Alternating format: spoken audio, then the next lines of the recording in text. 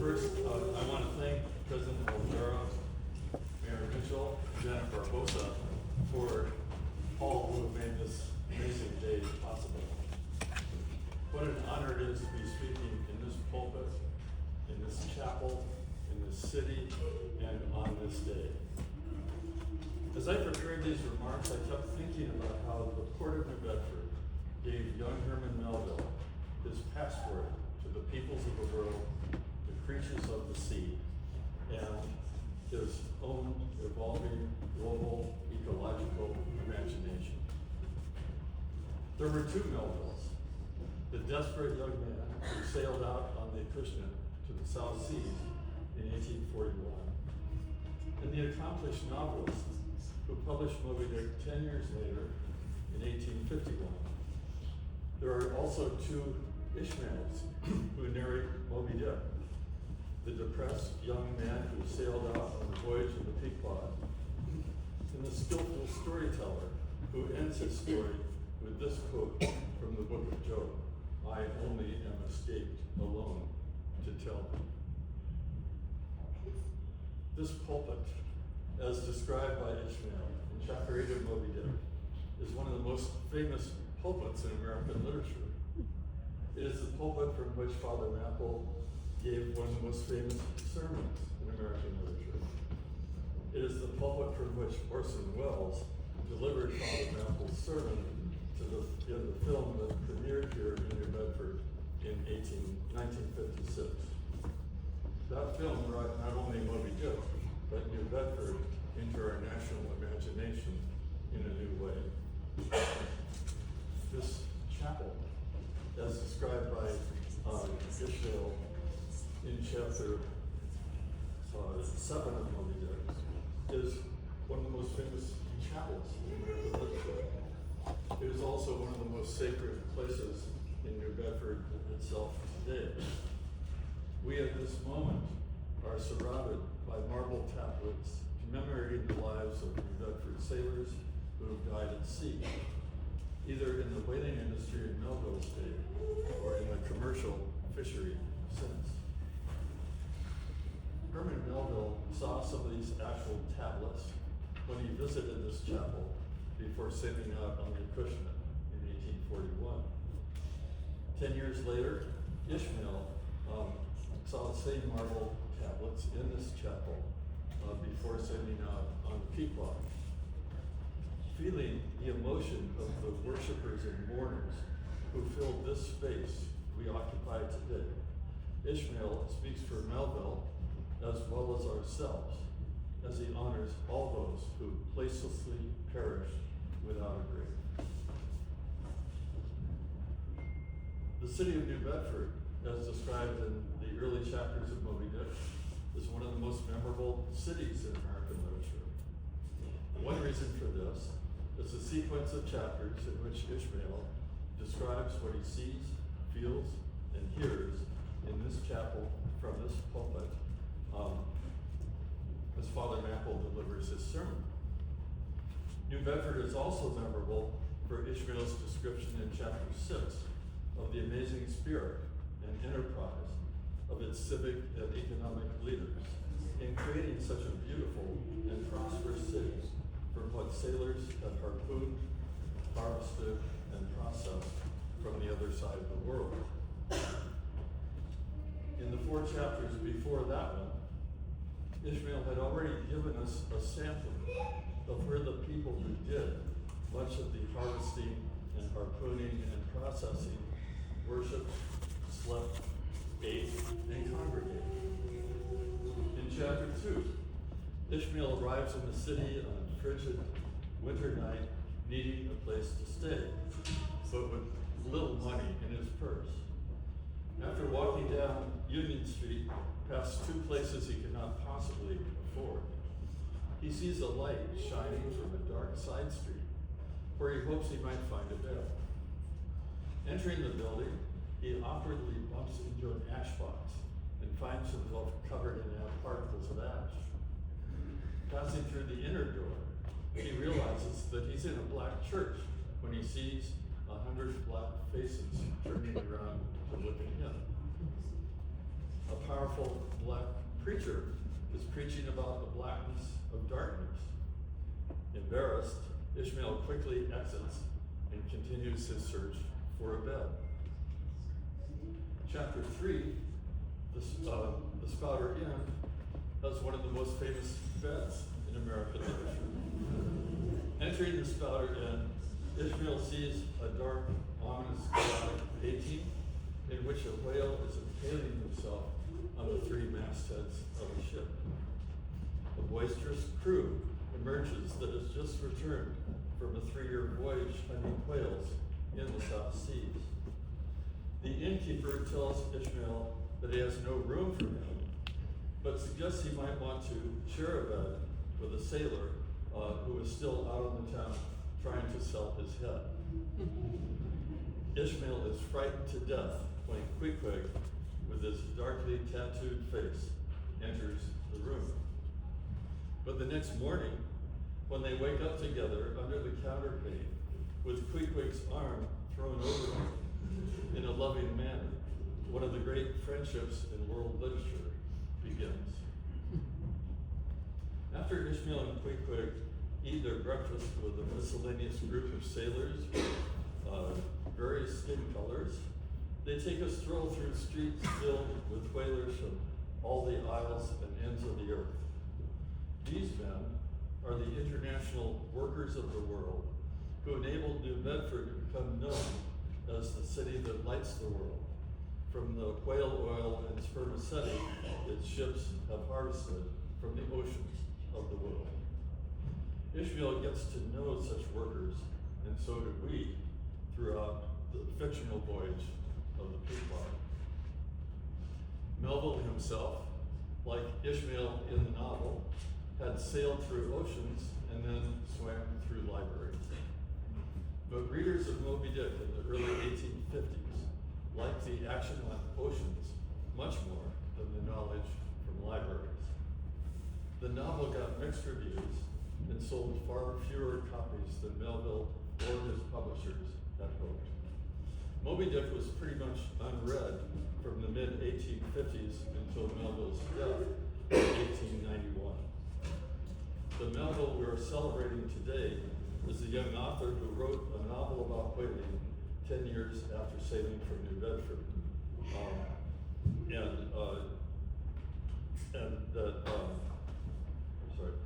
Wrote the novel and only began to be widely appreciated a whole century after he wrote it. Rockwell Kent's illustrated edition of Moby Dick in 1930, followed by the academic revival of Moby Dick in the 1940s, helped to inspire the film that brought Melville's story to a much wider audience after premiering here in New Bedford.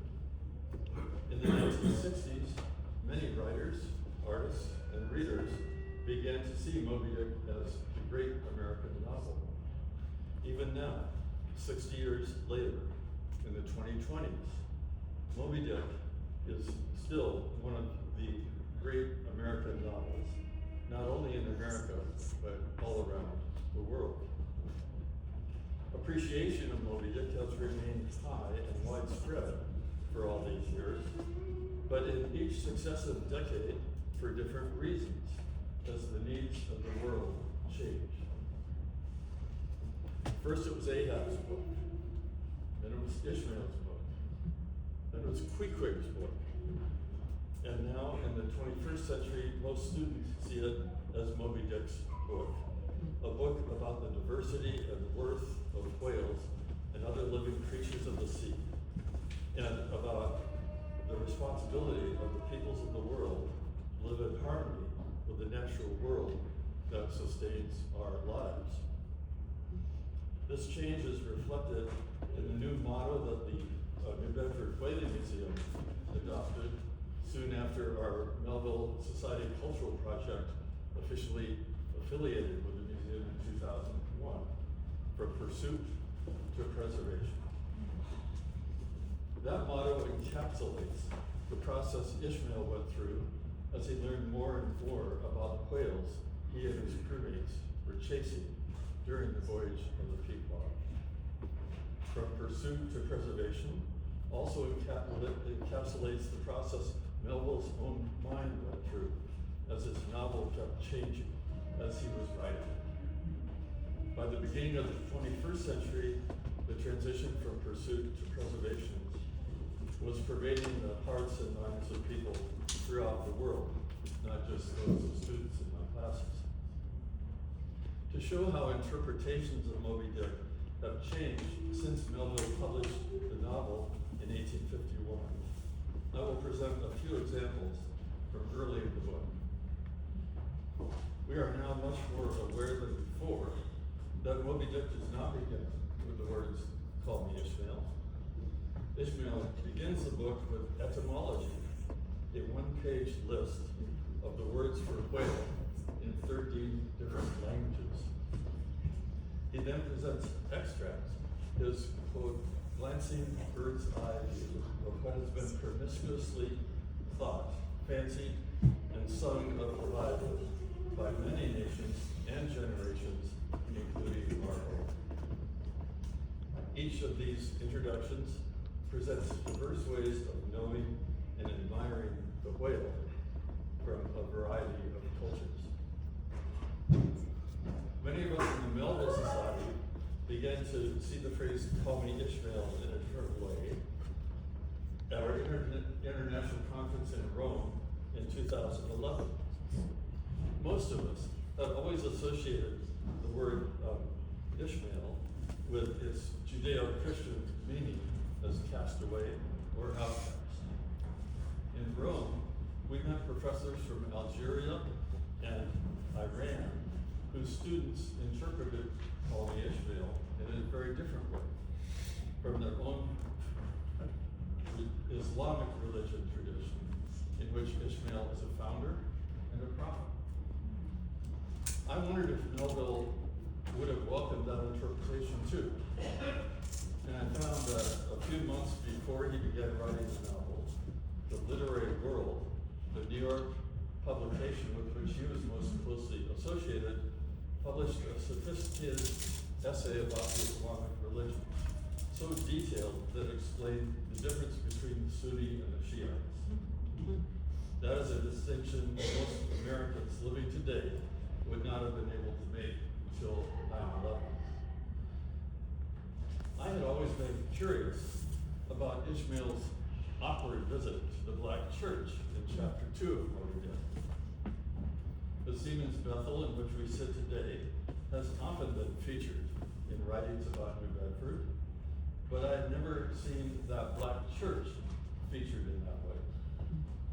I had read about all the manual labor Frederick Douglass had performed after arriving in New Bedford in 1838, so I wondered how he might have been listed in the city directory when young Melville arrived in town.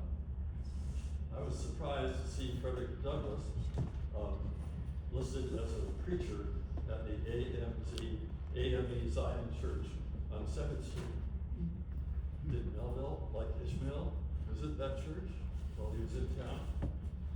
Was Frederick Douglass the preacher that Ishmael, David Melville himself, heard preaching in that church? Preaching about the blackness of darkness? Much later in life, Douglass looked back, quote, to the days I spent in Little Zion, New Bedford, as among the happiest days of my life. He recalled that he, quote, often occupied the pulpit at the request of the preacher in charge. It was from this Zion church that I went forth to the work of delivering my brethren from bondage. Ishmael's description of the times he and Queequeg shared that bed together in the Spouter Inn, sometimes as a cozy, loving pair, caused a lot of my students in the 1980s to wonder if there was a sexual component to their friendship. By the turn of the century, that was no longer, for most students, a pressing concern. I will close my extract with one example from chapter 7 that shows in one small way how a book like Moby Dick can reveal much more when we read it a second time. The first time we enter this chapel with Ishmael and see the marble tablets on the wall and the worshipers who are silently mourning those who have placelessly perished without a grave. We think with Ishmael of the loved ones whose worshipers, who those worshipers have lost at sea. When we enter the same chapel with Ishmael after having read the story he has already told us, including the epilogue in which we learn that he is the sole survivor of the voyage of the Pequod, we mourn with him all of his crewmates and all the whales who have placelessly perished without a grave. Melville died in 1891 with Moby Dick largely unknown. Since then, a growing number of artists and a growing number of genres have resurrected his life, his work, and his spirit in creations of their own, speaking to the needs of their own day through their own thoughts, feelings, and intuitions, and about how the life Melville lived and the art he created can enrich our lives today. I'm sure I speak for everyone in this chapel today in thanking Mayor Mitchell and his fellow collaborators in the city of New Bedford for commissioning a public sculpture of Herman Melville. And Stephanie, we are all grateful to you for creating the sculpture that will give us all much to see, to think about, to feel, and to share with each other when we assemble outside for the lifting of the veil.